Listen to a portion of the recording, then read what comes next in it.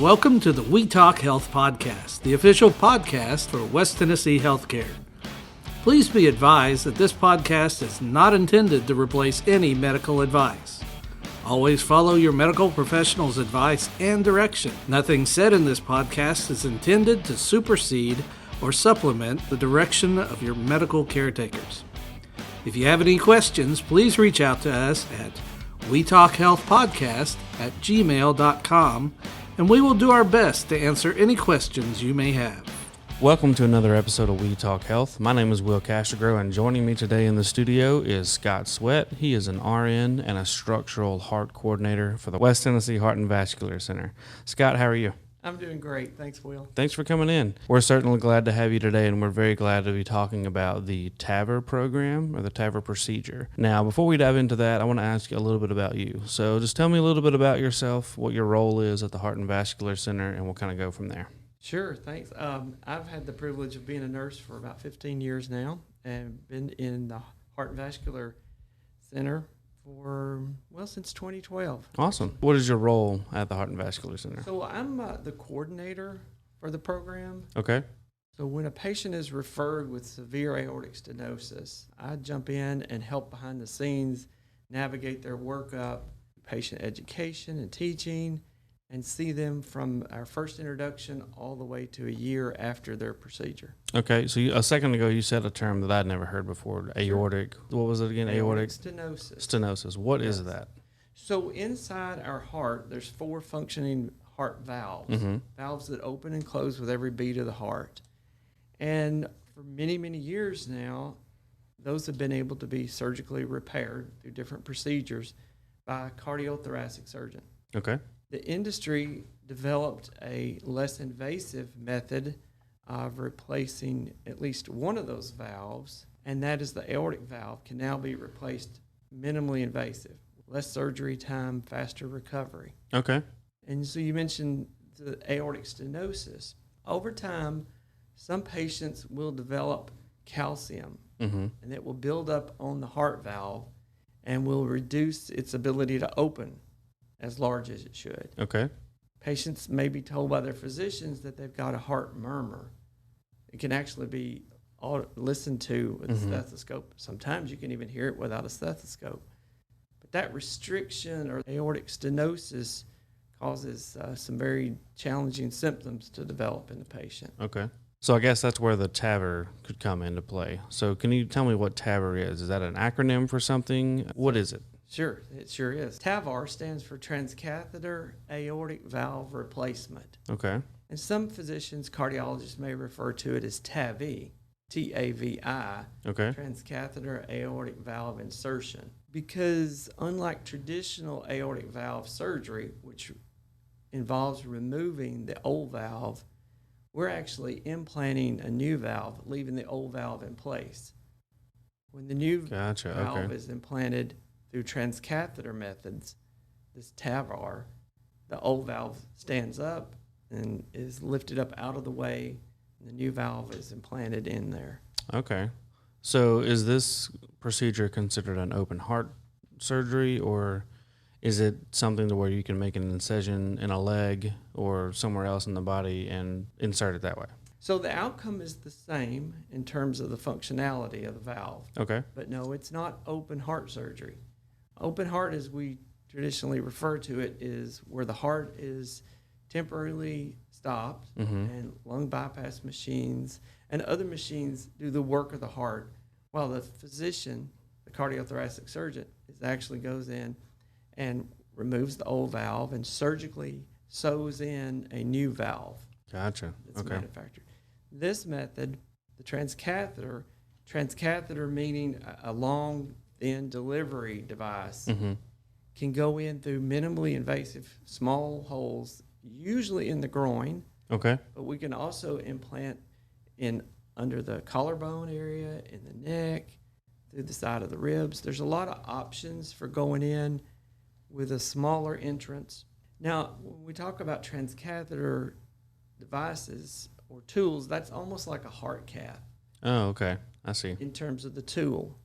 But heart cath is where we're looking at the function of the outside of the heart, the blood flow that feeds the heart muscle. But when we're talking about valves and the procedure we're doing the work on the inside of the heart, where those 4 different valves are opening and closing in sequence.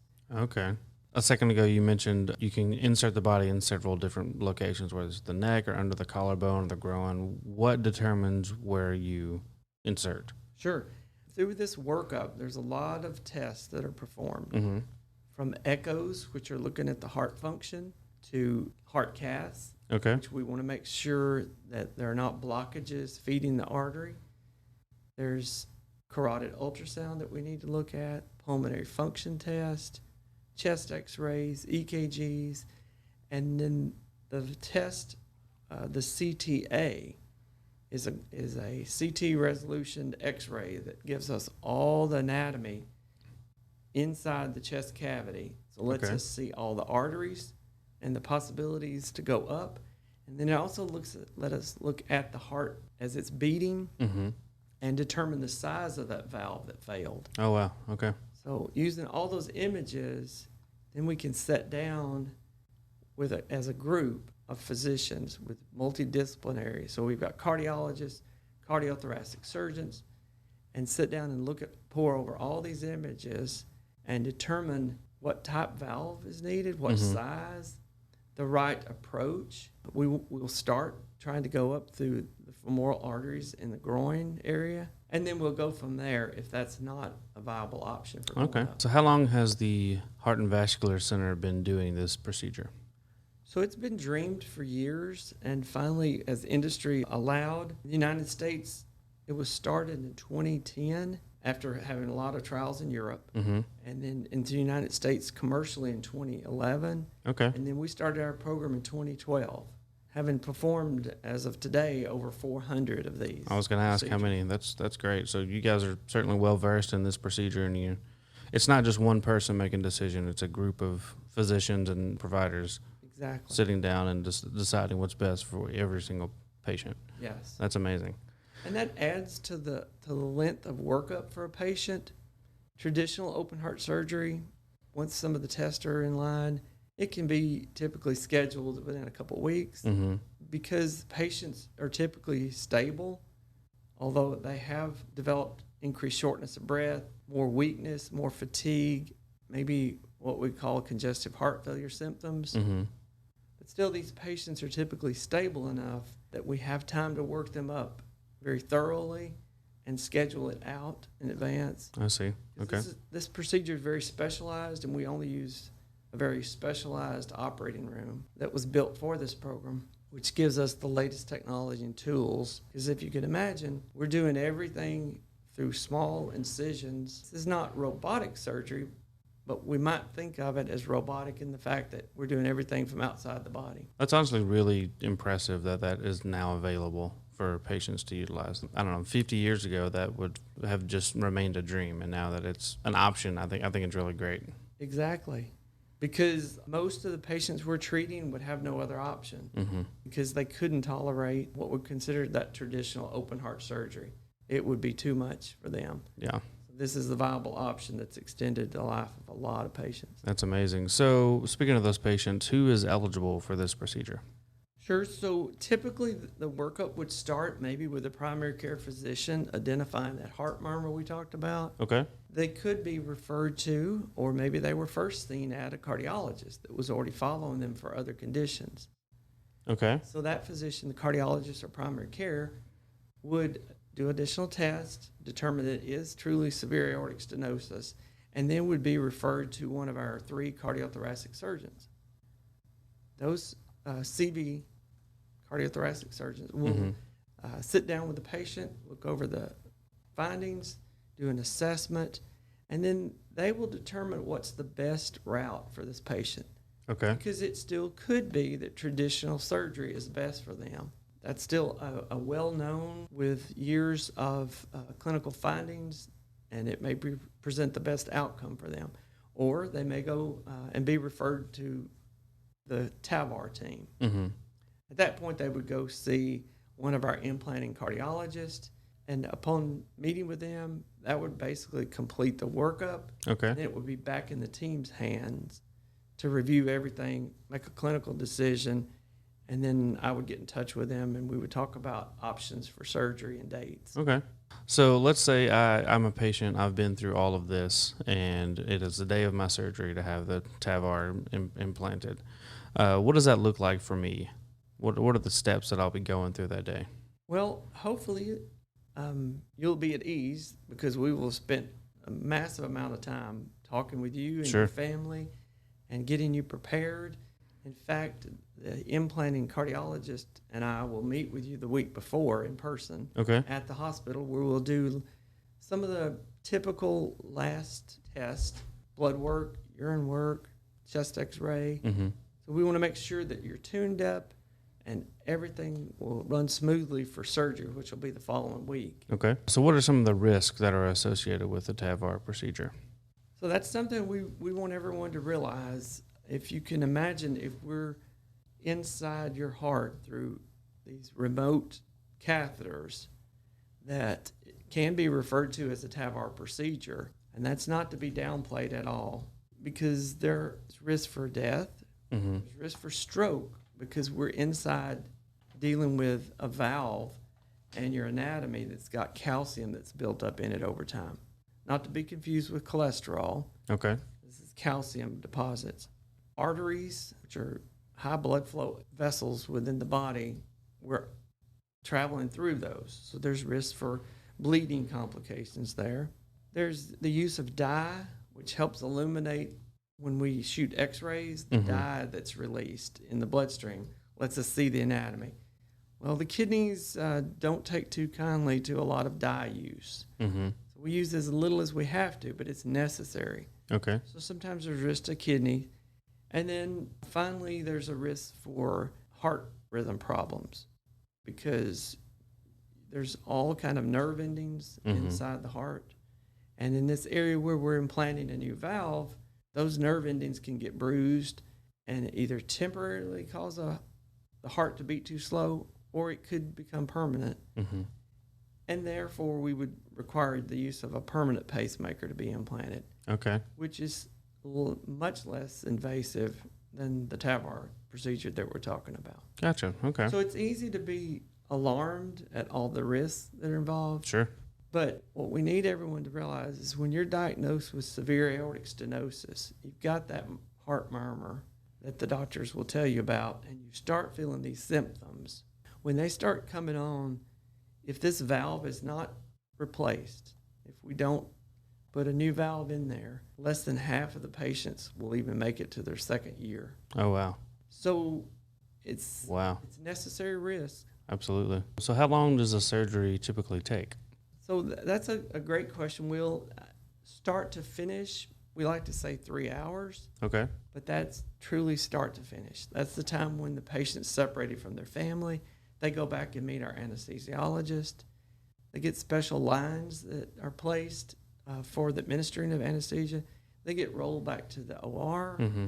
and they get prepped, and then our multiple teams work with them. And then that also includes the recovery time until the family gets to be back with them. Gotcha. Okay. So surgery is about an hour, start to finish, 3 hours. Okay. We've talked about what like TAVR is, but how does it work? Sure. I love telling this part of it, Will, because it's kind of magic in a way. To think of taking a typical valve that's about, on average, the size of a quarter. Mm-hmm. Most people's heart valves are about quarter to smaller than $50.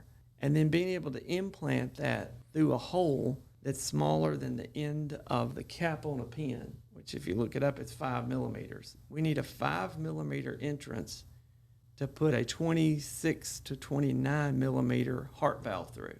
Ooh, that's So there's not a lot of space there. So what happens is the manufacturers, and there are two that are currently commercially available, and we use them equally. Mm-hmm. It's called Medtronics and Edwards Life Sciences. Those two valves are made in factories with harvested tissue from animals. Okay. And when they come to us, then we collapse that down. We make it get really small and skinny by placing it on or inside a heart catheter, a long delivery system. Okay. So it goes from that $50, quarter size, down to super small. And we are then able to, through looking at x-rays as we're traveling up the body, go in and travel around and place the valve on the catheter inside a beating heart. And when we've got it perfectly lined up using our echo machine and x-rays, and the doctors are comfortable with the position, at that point, we're going to cause the heart to beat really fast for about 10 to 15 seconds. Okay. If you could imagine trying to dam up a stream while the water's running, it's difficult. Sure. So if you get it to a trickle, what we do during that time that the valve is lined up and we're ready, we take the heart and we cause it to beat 160 to 180 beats a minute. It's just for 10 seconds or 15. That causes the heart to be a very ineffective pump. So instead of squeezing and letting up, it's quivering it so fast. Oh, I see. Okay. Yes, that the blood flows to a trickle. That's our window to open up that valve. If it's the Edwards valve, it's balloon expandable, meaning that we put fluid through a syringe up through that long delivery catheter, and it causes that valve to open or expand into place. And then as soon as we expand it open, we let the balloon down and we ease back and we let the heart resume in its normal beating. The other valve, should we choose to use, is the Medtronic's, and it's a self-expanding valve. So imagine it's like a spring-loaded. The material, literally, you can squeeze it and then let off, and it springs back to where it was made. Okay. So that valve is pulled down into a sheath, then it can travel up. And when it's in the middle of the old valve, we do the same procedure of racing the heart. Then we start slowly letting it out of its, for a better word, cage, and it springs open and comes to life. With those 10 to 15 seconds of deployment, let the heart resume, and instantly the valve is working with no stitches, no sutures, no glue, nothing. Just the pressure of that valve and the predetermined size fits in that anatomy and holds into place. What determines which company's equipment you guys use? A good question, because they're both valves are made differently. They're different tissue that's harvested. There's different frames, different pros and cons. So another reason for this multidisciplinary team to sit down and pour over all the anatomies. And I'd like to say we use this one because, or we use this one because, but if you looked at all the different thought process that goes into it, it's quite a bit. But we typically use about half and half, which allows our physicians the skill set to know how to operate both valves, how to implant both. Sure. So say I'm a patient, I just had this TAVR procedure done, and I'm now back with my family. They're coming to see me in the room. How long will I remain in the hospital, and how long will I basically have to be at home recovering before I can go back to work or get back to my normal life? Yes. Backing up a little bit, beautiful side of the TAVR valve is you don't have to be put what we call to sleep very deep. Oh, wow. So you're never on a lung machine. You're always breathing on your own. Okay. Deeper to sleep than for some procedures because you typically won't remember or experience remembering anything that went on in the operating room, but you'll be conscious enough that you can move around independently on the table. And if you move a little too much, we're going to ask and say, hey, Mr. Will, can you be still? Right. And your mind hears that and responds typically appropriate. Okay. So that also makes for a much more enjoyable recovery because you are actually waking up really fast. You don't experience the breathing tube implanted. And so to have an aortic valve replaced, and your biggest complaint is typically going to be the tape, where we've got things taped down on you. Right. Or that your throat's dry because you've been NPO. Plus, we give medicines to dry up secretions so it doesn't get into your lungs. That's much different than, I guess, what I was expecting to hear. Yes. You think about the traditional open heart surgery. I've known people who've had that who are older from, back home, and, they've been down for months recovering. So it's amazing to me that a couple of days you'll be back to normal, even sooner. We're talking hours. So after the surgery, within an hour, we're typically going to have your family at your bedside with you. Wow. Within a couple more hours, you're going to be setting up on the side of the bed in the chair. If everything goes as we plan and we don't have any complications that we talked about earlier, you're looking at going home maybe as soon as noon the next day. So you're going to have a bandage over groins if we choose to go there, bandage over any place where we had a special IV. That night, we like family members to stay with them. And the only restriction, let's hold off on driving or any heavy lifting for several days. Okay. And each of our doctors will make different determinations based on that patient's process and their home environment as to what restrictions. So that kind of varies. Then you'll follow up with your cardiologist. Approximately 30 days later, we'll do another echo, which is looking at the heart function. Okay. And then we'll follow you for up to a year remotely, and then you just call as needed. Wow. That's really amazing. Now, what sort of certifications were required for Jackson General and for the Heart and Vascular Center to have before you could start doing this procedure? We're fortunate to have a team of physicians that have structural heart experience, which is experience within the heart. That was one of the biggest requirements for any hospital to be allowed to perform these surgeries.